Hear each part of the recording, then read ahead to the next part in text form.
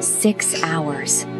That's how long Kathy Stone had been carrying a secret on her face. A violent purple bruise that bloomed across her cheekbone like a warning. A brand. A threat she couldn't escape. 6 hours since Vice President Park had slammed her against the corridor wall, his breath hot with whiskey and rage, his words dripping with venom. You saw nothing. You heard nothing. Or you'll lose more than this job. Stop 6 hours of layering me. foundation over swollen skin, exactly what of pressing ice-cold spoons against the discoloration in the staff bathroom, Please, of rehearsing excuses in the mirror. I fell. Anything. I'm clumsy. I walked into a door knowing no one would care enough to ask anyway. But survival has a price, and when the head housekeeper yanked her from the supply closet and shoved a tray of imported water into her trembling hands, barking orders to serve the quarterly board meeting because the regular girl called in sick, Kathy knew her time was up. She couldn't afford to say no. Couldn't afford to draw attention. Couldn't afford to lose the only income keeping her family's lights on and her little brother in school. So she walked into that boardroom past the floor-to-ceiling windows overlooking the city, past the 20 most powerful men in tailored suits who didn't even glance her way, past the gleaming mahogany table that cost more than she'd earn in 5 years with her head down and her heart hammering against her ribs. But heat doesn't care about makeup. Sweat doesn't respect concealer. And when the overhead lights hit her face at just the wrong angle, the foundation cracked. 1 second. That's all it took for Jae-shin Kwon, CEO, billionaire, the man they whispered about in shadows and back alleys, the dragon who built an empire on blood and precision to see it. His hand froze mid-signature. His dark eyes, usually calm and calculating, turned into something feral, something ancient and unforgiving. The room didn't notice. They were too busy arguing about quarterly projections and market shares and mergers. Too important to see the Maid, too powerful to care. But Jae-shin rose from his chair with the kind of silence that makes prey animals go still. He reached into his pocket, pulled out a small black remote, and pressed a single button. Click! The sound of the magnetic locks engaging on the heavy glass doors was soft, almost polite. But in that pristine boardroom on the 47th floor, it was the sound of a cage door slamming shut. 20 executives froze, some mid-sentence, some mid-sip of coffee, all of them suddenly, brutally aware that something had shifted, that the man at the head of the table was no longer their CEO. He was something else entirely.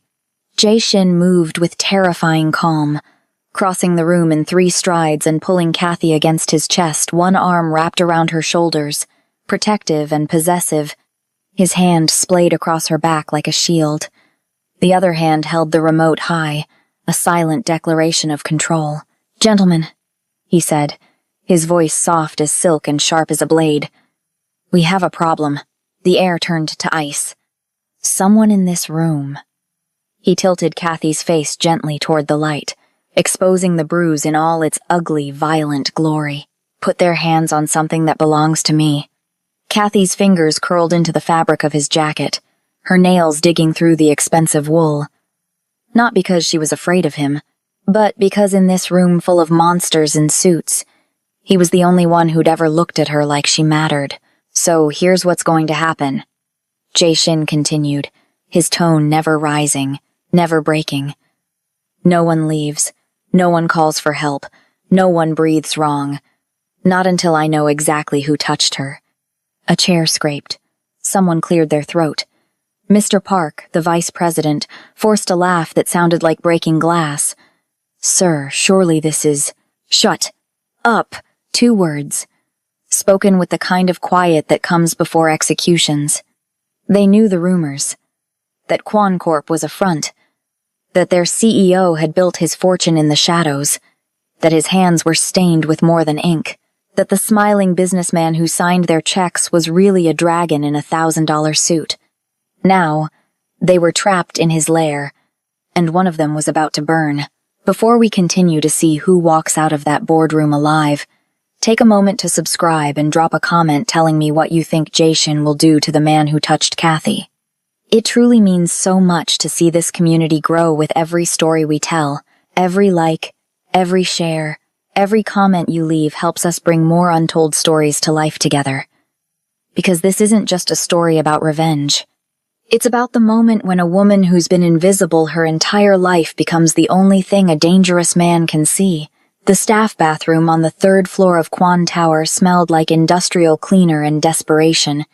Kathy Stone stood at the cracked mirror, her reflection fractured into 3 uneven pieces, and tried to make herself invisible again. Her hands shook as she twisted open the drugstore foundation, the cheap kind that came in a plastic tube and promised full coverage in bold letters that felt like lies. She'd already applied 2 layers. The bruise still showed through like a stain that wouldn't wash out. Purple, angry, unmistakable.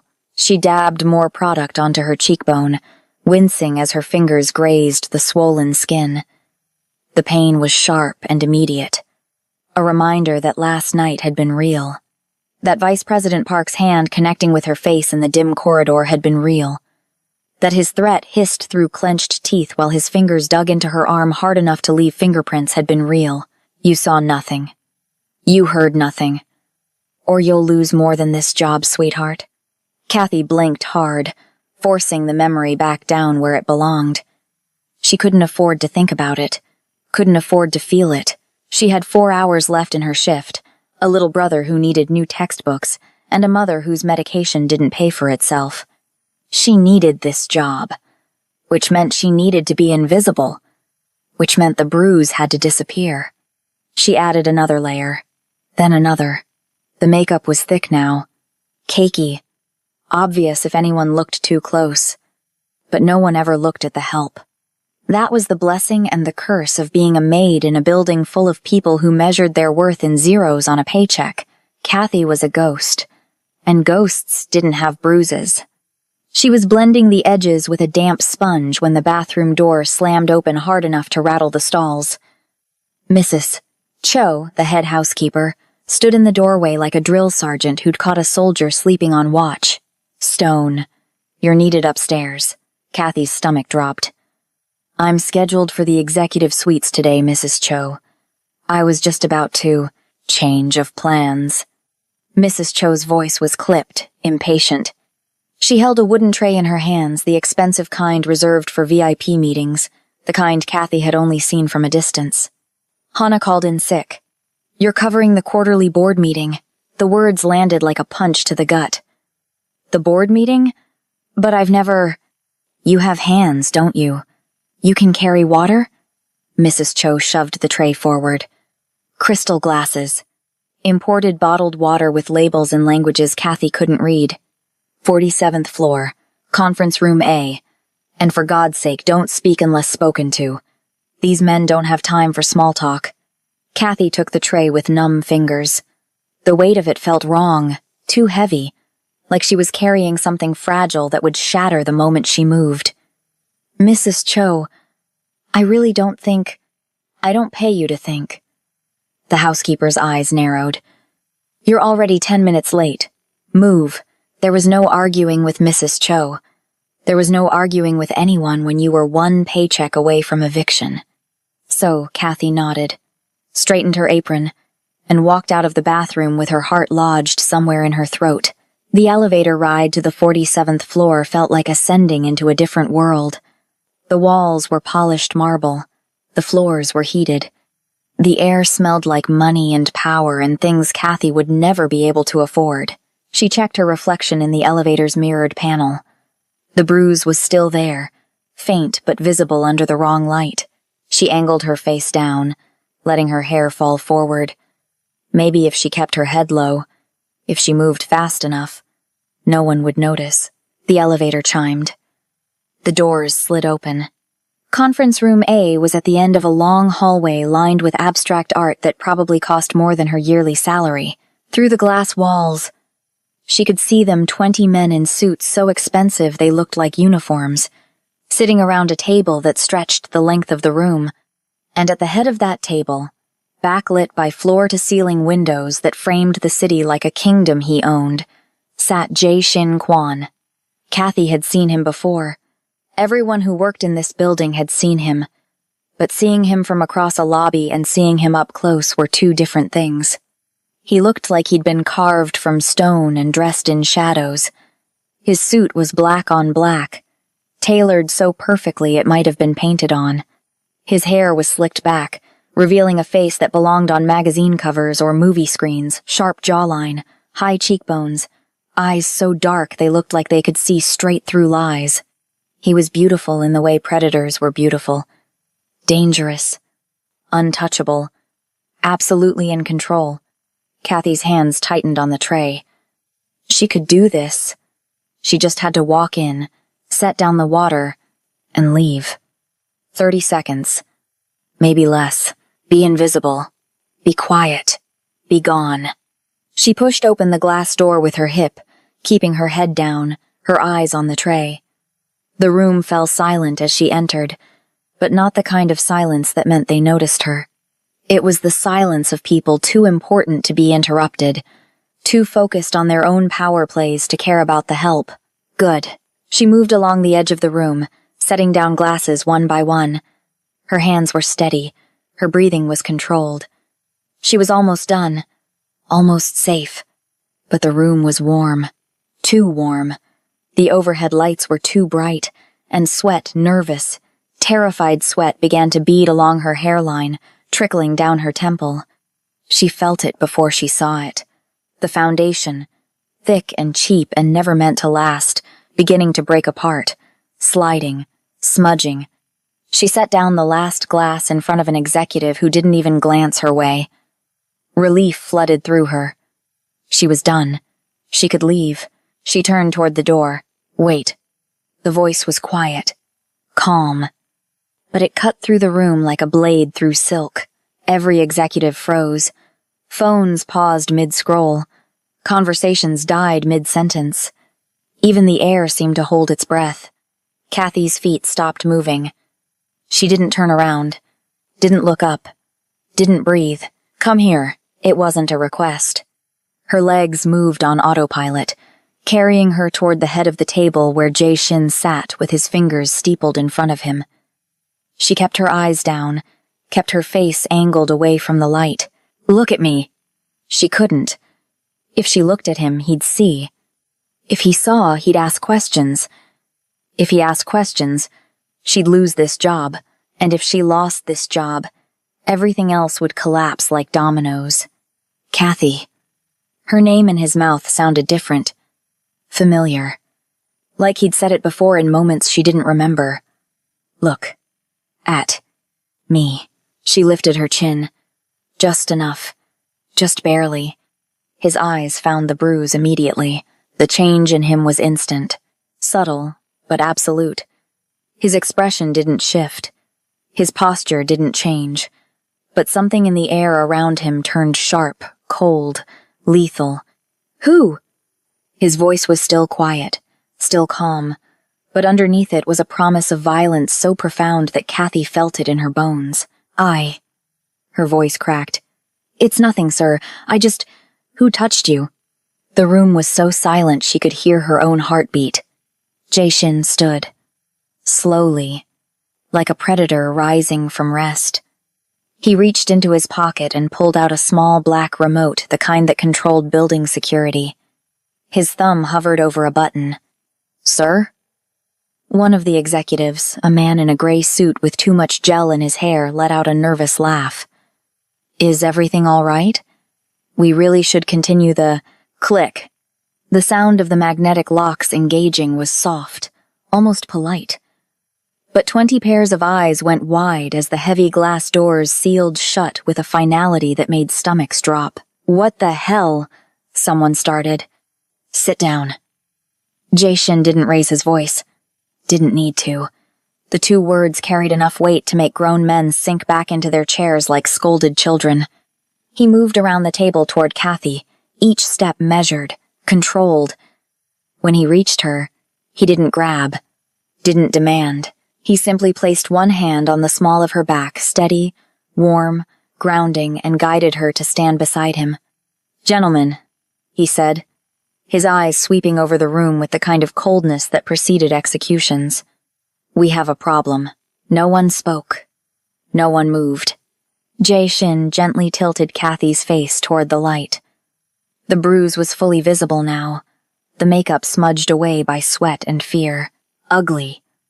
Violent. Unmistakable. Someone in this room put their hands on her. His voice was silk over steel. Someone thought they could touch what belongs to me and walk away unscathed. A chair creaked. Someone's phone buzzed. No one answered it, so here's what's going to happen. Jay-Shin released Kathy but kept her close. His presence a wall between her and the room full of men who suddenly looked like what they were. Prey that had just realized it was trapped with a predator. No one leaves until I know who did this. No one calls for help. No one makes a sound without my permission. Mr. Kwon. The man in the gray suit tried again, his voice pitching higher. This is highly irregular. We have shareholders to answer to. We have... Do you? Jay-Shin's head tilted slightly. Tell me, Director Lim, do your shareholders know about the 2 million you've been siphoning through the Singapore account? Do they know your mistress in Busan is pregnant? The color drained from Lim's face. He opened his mouth, closed it, looked like a fish drowning in air. Jay-Shin began to walk. Slowly, a predator circling. You all sit in this room and pretend to be civilized. You shake hands. You sign contracts. You talk about markets, and margins, and growth. He paused behind another executive, a younger man with expensive glasses and shaking hands. But I know what you really are. He leaned down, his voice dropping to something that barely qualified as sound. I know about the kickbacks manager song, the offshore accounts, the deals you've been making with our competitors. Song's hands clenched into fists. I don't know what you're talking about, don't you? Jay-Shin straightened, moving on. Then you won't mind if I have my accountants take a closer look at your expense reports. Every receipt, every transaction, every lie. The room was beginning to crack. Kathy could see it in the way shoulders tensed, in the way eyes darted toward the locked doors, in the way sweat began to bead on foreheads that had been calm and collected 10 minutes ago. Jay-Shin stopped behind another man, older, silver-haired, wearing a watch that cost more than Kathy's apartment. Executive Director Han. Your daughter is studying abroad in London, isn't she? Interesting choice of university, especially considering they don't actually offer the degree she claims to be pursuing, but they do offer a very expensive way to hide a gambling addiction. Han's jaw tightened. You have no right. I have every right. Jay-Shin's voice hardened, the calm facade cracking just enough to show the monster underneath. I own this building. I own this company. And whether you want to admit it or not, I own every single one of you. He stopped walking, stood in the center of the room, let the silence stretch until it felt like a living thing, pressing down on all of them. See? Here's what you don't understand.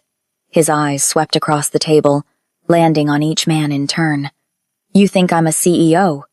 You think I'm a businessman. You think because you see me in board meetings and shareholder calls that I'm one of you. He smiled. It was not a kind smile. I'm not. The temperature in the room dropped 10 degrees. I built this empire on blood before I ever touched a spreadsheet. I learned to break bones before I learned to balance books. And every single one of you sits in this tower because I allow it, because I decided you were useful. He moved back toward Kathy, his hand finding her shoulder, steadying her even as her legs threatened to give out. But the moment you stop being useful, the moment you disrespect what's mine, you become a problem. Jay-Shin's thumb traced gentle circles on Kathy's shoulder, a stark contrast to the violence simmering in his words. And I solve problems very, very permanently. A phone rang. No one answered it. So, let me be clear. His voice dropped to something deadly. The person who put that bruise on her face has two choices. Confess now, and I'll make it quick. Or stay silent, and I'll tear through each of you one by one until I find the answer.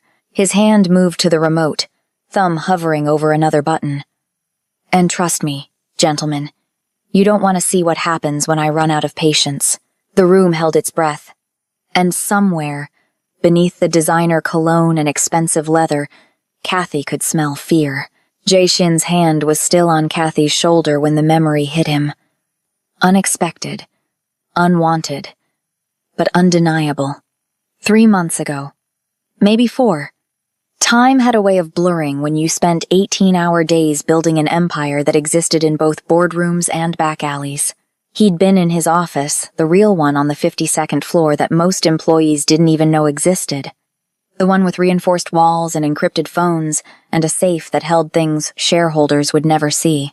He'd been reviewing surveillance footage from one of his less legitimate operations when the door had opened without a knock. Most people who walked into his private office uninvited didn't walk back out. But it wasn't an assassin or a rival or a traitor. It was her. Kathy Stone, wearing that same outdated maid's uniform, carrying a tray with a sandwich he hadn't ordered and tea that smelled like his grandmother's kitchen in Seoul. She'd set it down on the edge of his desk, not in the center where it would demand attention, but off to the side where he could ignore it if he wanted to. "You missed dinner," she'd said. Not accusing, not pitying, just stating a fact. He'd looked up at her then, really looked, and seen something he hadn't expected. She wasn't intimidated by him, wasn't trying to impress him or manipulate him or get something from him. She was just there, present, real. "I don't remember asking for this," he'd said, his voice cold out of habit. "You didn't." She'd turned to leave, then paused. "But you also didn't eat lunch. Or breakfast. And before you tell me it's none of my business, I'm pre-med."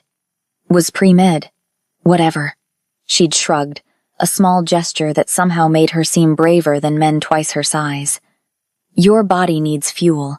Even dragons have to eat. Dragons." No one called him that. Not to his face.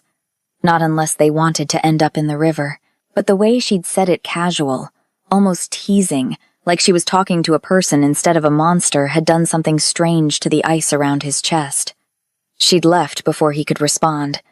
Left him sitting there with a sandwich and tea and the strange, uncomfortable feeling that someone had just seen him. Not Jae-shin Kwon, CEO. Not the Korean Mafia boss who controlled half the city's underground. Just him. He'd eaten the sandwich. After that, she'd started appearing. Not every night. Not predictably. But on the nights when he worked latest, when the weight of his double life pressed down like concrete, she'd slip in with food. Sometimes Korean. Sometimes not. Always exactly what he needed, even though he never asked. They didn't talk much. She never pried. Never asked questions about the phone calls she definitely overheard, or the bruised knuckles he sometimes came back with, or the way his suit jacket occasionally smelled like gunpowder. She just existed in his space, made him tea, left quietly, and somehow, without either of them acknowledging it, she'd become the 1 hour of his day that felt like he could breathe. The memory faded as quickly as it had come, leaving Jae-shin standing in the locked boardroom with 20 terrified executives and the woman who'd somehow become the only person in this building who mattered. The silence was stretching too long. He could feel it in the way bodies shifted, in the way eyes darted toward the locked doors, in the way someone's breathing had gone shallow and panicked. Good. Fear made people sloppy, and sloppy people made mistakes. This is absurd. The voice came from the middle of the table. Vice President Park, older, gray at the temples, expensive suit barely concealing the gut of a man who'd spent too many years behind a desk. His face was red, whether from anger or fear. Jae-shin couldn't tell. "You're holding us hostage over a servant? Have you lost your mind?" The room went silent again. But this time the silence was different, sharper, colder. Jae-shin didn't move, didn't react, just let the words hang in the air like a noose waiting to tighten. "A servant," he repeated, his voice so soft it barely qualified as sound.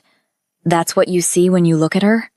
Park straightened in his chair, apparently mistaking Jae-shin's calm for agreement. With all due respect, sir, we have a quarterly review to complete. Shareholders are expecting numbers. The board is expecting strategy. And you're derailing everything over a maid who probably fell on her way to work. Fell, Jae-shin said flatly. These things happen. Park waved a dismissive hand. Servants are clumsy. They're not used to the pace of corporate environments. She probably... Say servant one more time. Jae-shin's voice cut through the room like a blade through silk.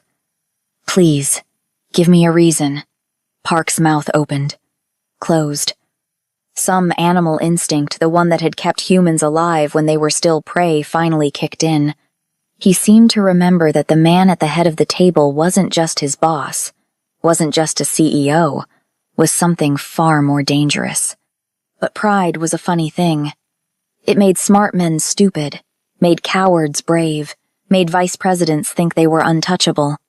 Look, Park said, forcing a laugh that sounded like breaking glass. I'm just saying what everyone's thinking. She's help. They come and go. They know their place. Or at least, they should. They know their place. 4 words. That's all it took. Jae-shin moved so fast, 3 executives flinched.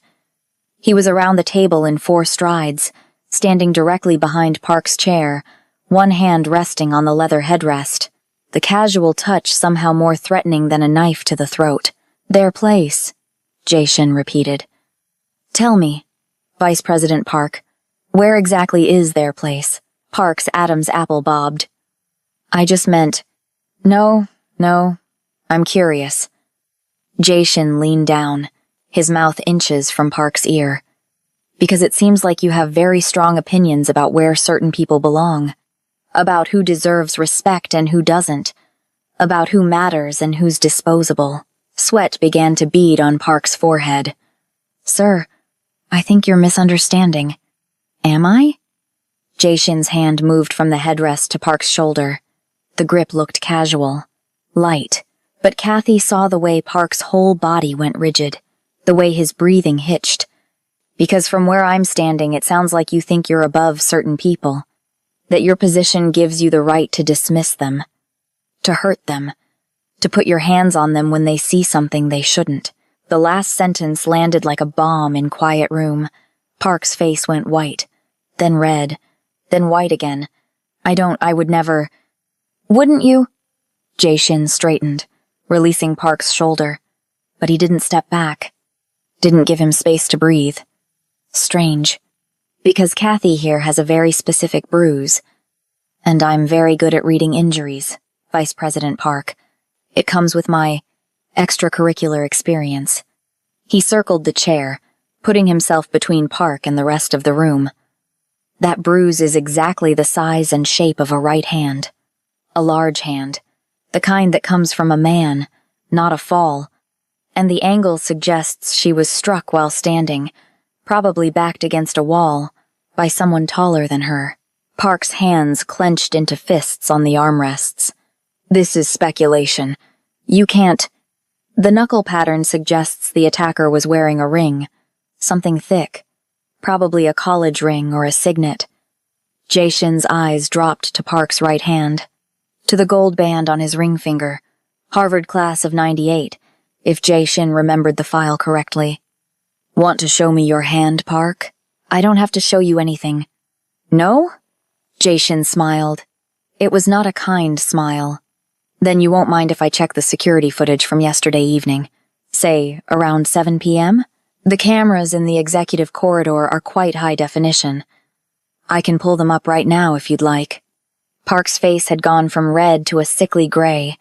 His mouth opened, closed, opened again. The room watched in silence as a man who'd spent 30 years climbing corporate ladders realized he was standing at the edge of a cliff with nowhere to go but down. It was an accident, Park finally said, his voice cracking. She was in the wrong place. She heard things she shouldn't have heard. The room erupted. Gasps. Curses. One executive actually stood up before remembering the doors were locked and sinking back down. Jae-shin held up one hand. Silence fell like a guillotine blade. What things? His voice was eerily calm. What exactly did Kathy hear that was worth leaving a bruise on her face? Park's jaw worked. His eyes darted to the locked doors, to the windows, to anywhere but Jay Shin's face. I had a meeting. A private meeting. With. That's confidential. With who, Park? The calm was starting to crack. Underneath it was something that made the air in the room feel thin, hard to breathe. Who were you meeting with in my building after hours without my knowledge? Park stood abruptly, his chair scraping back. I don't have to answer to you. I have rights. I have lawyers.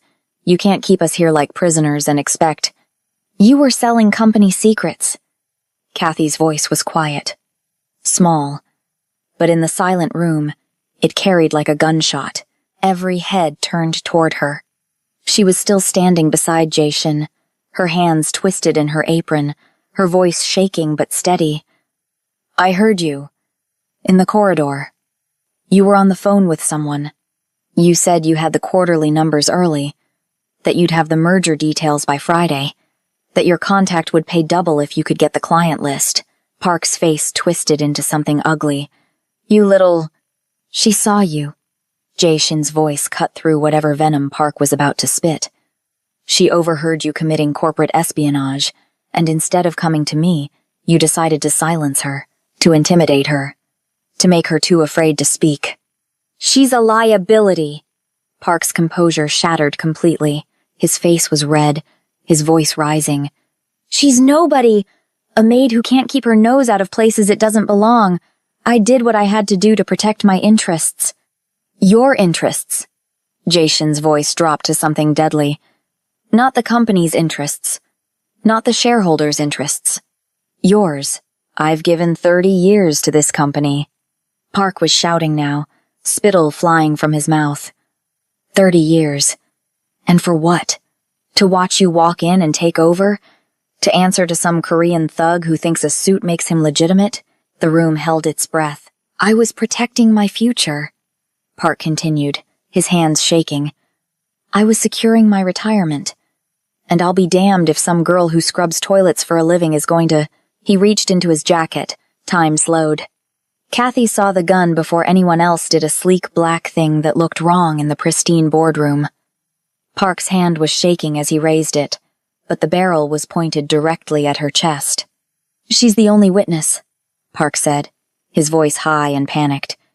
If she's gone, there's no proof, no evidence, just your word against mine. Jason moved. 1 second he was standing beside Kathy. The next he was in front of her, his body a wall between her and the gun.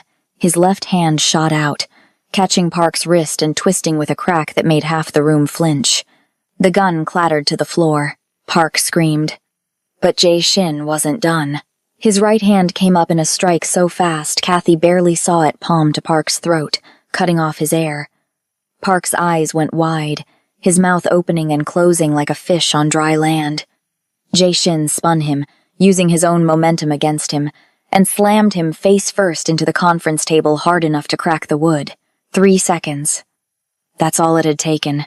Park was on his stomach, his arm wrenched behind his back at an angle that made one executive turn green. Blood poured from his broken nose, pooling on the imported mahogany. He was making sounds half sobs, half gasps that barely qualified as human. Jay Shin didn't let go. His knee was pressed into Park's spine, his hand still controlling the broken wrist. When he spoke, his voice was perfectly calm, like he was discussing quarterly projections instead of holding a grown man down like a wolf with prey. This, Jay Shin said to the room, is what happens when you forget who I really am. He pressed down slightly. Park screamed. You think the suit makes me civilized. You think the office and the board meetings and the shareholder calls mean I've gone soft. Jay Shin's eyes swept across the terrified faces around the table. But I built this empire in blood before I ever touched a spreadsheet, and I will burn it all down before I let anyone hurt what's mine. The door at the far end of the room opened. Not the main doors, those were still locked, but a side entrance that most people didn't even know existed. 2 men entered. They weren't wearing suits. They were wearing black tactical gear. their faces impassive, their movements efficient. They moved like soldiers, or worse. Jay-Shin released Park and stepped back, straightening his jacket. "Take him." The men moved forward without a word, hauling Park up by his arms. He was crying now, babbling apologies and excuses and promises that fell on deaf ears. "Wait," Park gasped. "Wait, please. I have a family. I have kids. You can't." "You should have thought of that before you put your hands on her." Jay-Shin's voice was ice. "Before you tried to kill her in my boardroom. Before you made the mistake of thinking I wouldn't find out." The men dragged Park toward the door. He fought, struggling against their grip, his expensive shoes squeaking on the polished floor. "Please, I'll give you everything. Names, numbers, contacts. I'll testify. The door closed behind them. The sound was final. Absolute. The room was silent except for someone's ragged breathing. Jay-Shin turned back to the remaining executives. His suit wasn't even wrinkled. His hair was still perfectly in place, but something in his eyes had changed. The mask had slipped. They'd seen the monster underneath. "Let me be very clear," he said quietly. "What you just witnessed stays in this room. There will be no police reports, no investigations, no questions. As far as anyone outside these walls is concerned, Vice President Park resigned for personal reasons, effective immediately." He paused, letting it sink in. "And if anyone has questions about what happened here today, I suggest you remember that Park made 2 critical mistakes. He touched something that belonged to me, and he forgot that I don't call the police when I have a problem." Jay-Shin pressed a button on the remote. The magnetic locks disengaged with a soft click. Meeting adjourned. "Get out." They moved like rats fleeing a sinking ship, scrambling for jackets and phones and briefcases, tripping over chairs in their desperation to reach the doors. In less than 30 seconds, the room was empty except for Jay-Shin and Kathy. The silence that followed was deafening. Kathy was shaking. She couldn't seem to stop. Her hands were trembling, her legs felt like water, and her breath was coming in short gasps that she couldn't quite control. "Kathy." Jay-Shin's voice was different now, softer. The monster had retreated, leaving behind something that looked almost human. "Look at me." She couldn't. If she looked at him, she'd have to acknowledge what had just happened, what he'd done, what he was. "Kathy." She looked up. His eyes weren't cold anymore. They were concerned, worried, real. "Are you hurt?" he asked. The question was so absurd she almost laughed. Was she hurt? She'd just watched him break a man's arm and threaten to do worse. She'd seen him transform from CEO to something else entirely. She'd stared down a gun barrel and only survived because he'd moved fast enough to shield her. "No," she whispered. "I'm not hurt. Good." He stepped closer, and she noticed for the first time that his hands were gentle as they reached for her face. His fingers traced the edge of the bruise barely a touch, feather-light. "I'm sorry I didn't see this sooner. I'm sorry I didn't protect you. You couldn't have known. I should have." His jaw tightened. "You've been coming to my office for months, bringing me food, making sure I eat, treating me like a person instead of a monster, and I was so busy playing CEO that I didn't notice when someone hurt you." Kathy's throat tightened. "I'm just a maid." "No." The word was firm, final. "You're not." He stepped back, shrugging out of his suit jacket and draping it over her shoulders. It was warm from his body heat, smelling like expensive cologne, and something underneath that was just him. "You're done serving others, Kathy." He said it like a fact, like a law being written into existence. No more uniforms, no more scrubbing floors, no more hiding in bathrooms trying to cover bruises because you're afraid of losing a job that pays you barely enough to survive. "I don't understand." "You work for me now." Directly. He picked up his phone from the table, already texting someone. "You'll have an office on the executive floor, a salary that reflects your actual worth, and access to resources that will let you finish that medical degree you never got to complete." Kathy's head was spinning. Why? Why would you do that? Jae-shin looked at her, then really looked at her, and she saw something in his eyes that made her breath catch. Something that looked almost like vulnerability. Because you're the only person in this building who sees me, he said quietly. The real me. Not the CEO, not the monster, just me. And I've spent too many years pretending to be something I'm not, to let go of the one person who makes me feel human. He held out his hand. Not demanding, not commanding, offering, come with me. Let me take care of you the way you've been taking care of me. Kathy looked at his hand, at his face, at the man who'd just destroyed someone's life to protect hers.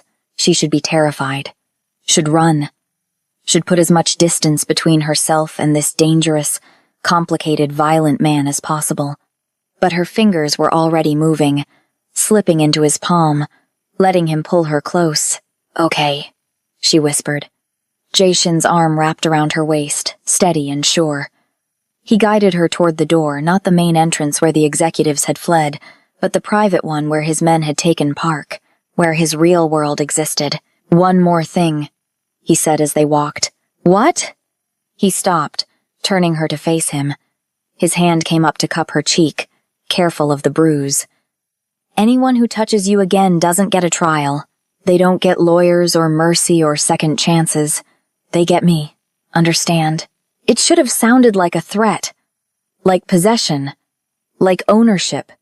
But in his voice, Kathy heard something else. Protection. Promise. A vow written in blood and kept in shadows. I understand, she said. He smiled, then a real smile that transformed his face from beautiful to devastating. Good. And then he carried her out of the boardroom, past the empty executive floor, into the private elevator that led to places most employees would never see, to a world where monsters wore suits and maids became partners, and love was spelled in broken bones and locked doors. Behind them, the conference room stood empty. Blood still stained the mahogany table,